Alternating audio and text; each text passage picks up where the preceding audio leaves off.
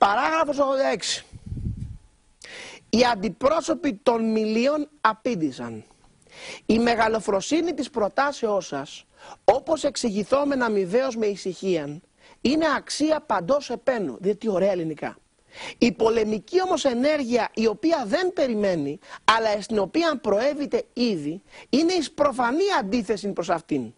Διότι βλέπουμε ότι έρχεστε αυτοί οι ίδιοι ως δικαστέ των όσων μένουν να λεχθούν, και ότι η έκβαση της συζητήσεως κατά πάσαν πιθανότητα θα είναι δι' ημάς, εάν μεν εδικαιολογία ημών είναι επικρατέστερε, και επομένως δεν ενδώσουμε ο πόλεμος, εάν δε του αντίον ενδώσομεν η δουλεία.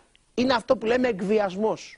Δεν λέμε τώρα οι εκβιαστές, αυτοί μας λένε ή το ένα ή το άλλο, που λέμε ότι το λαό μας δεν δέχεται εκβιαστικά διλήμματα. Έχετε ακούσει όλες αυτές τις ανοησίες? Ναι, φυσικά υπάρχει εκβιασμός στην πολιτική. Πάντα υπήρχε. Ποιος σας είπε δεν υπήρχε? Από τότε υπάρχει. Το γράφει ο Θουκυδίδης, κύριοι, στο 5ο βιβλίο των Αθηναίων με τους Μιλίους. Τότε οι Αθηναίοι εξεβίαζαν. Και οι Μήλοι, ξέρετε τι έλεγαν? Όχι και να μας εκβιάζετε, δεν δεχόμαστε εκβιαστές. Ξέρετε ποιο ήταν το τέλος των Μιλίων? Κατεσφάγησαν όλοι μέχρι ενός.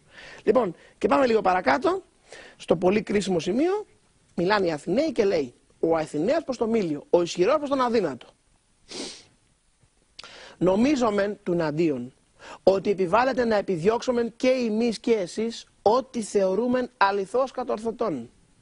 Αφού εξίσου γνωρίζομεν και οι δύο ότι κατά την συζήτηση των ανθρωπίνων πραγμάτων το επιχείρημα του δικαίου αξίαν έχει, όπου ίση υπάρχει δύναμης προς επιβολήν αυτού.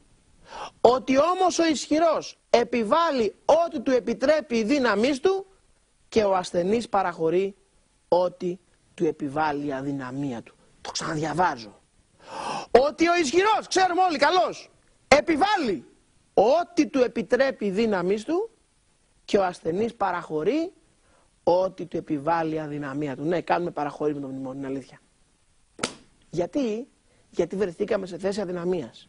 Αν δεν κάνουμε παραχωρή, θα συμβεί, θα καταστραφούμε ολοσχερός, όπως οι Μήλοι. Τι πρέπει να κάνουμε? Να κερδίσουμε χρόνο, να φτιάχνουμε τη χώρα μας, να δυναμώσει η χώρα μας, ώστε να μπορούμε να βγούμε από τη θέση αδυναμίας, ώστε να μην κινδυνεύουμε ή με καταστροφή ή με υποταγή. Αυτή είναι η διδασκαλία των αρχαίων Ελλήνων. Αυτά λέει εδώ ο Θουκυδίδης. Δεν λέει αυτά που νομίζετε εσείς.